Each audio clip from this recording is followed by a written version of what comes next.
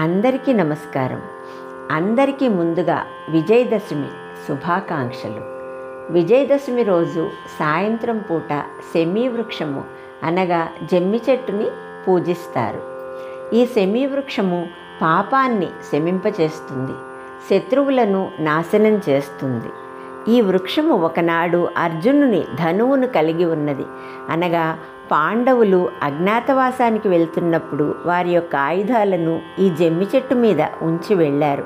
శ్రీరామునికి ప్రియాన్ని కలిగించింది, యాత్రార్థులకు సౌఖ్యాన్నిస్తుంది, పనులన్నిటినీ నిర్విఘ్నంగా కొనసాగేలా చేస్తుంది. సాయంత్రము శమీ పూజ తర్వాత ఈ శమీ ప్రార్థనా శ్లోకాల్ని చదువుతారు.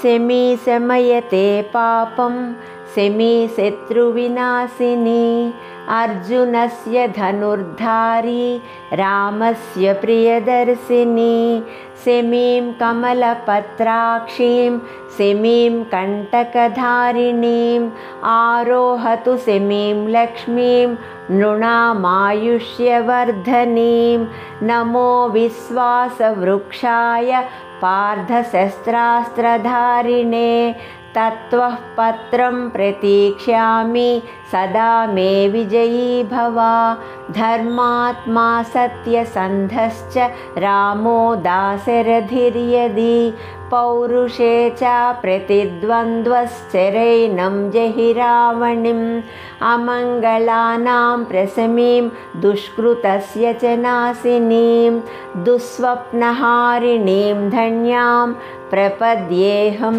శమీం శుభాం. ఇలాగా ఈ శ్లోకాల్ని పఠిస్తారు. ధన్యవాదములు.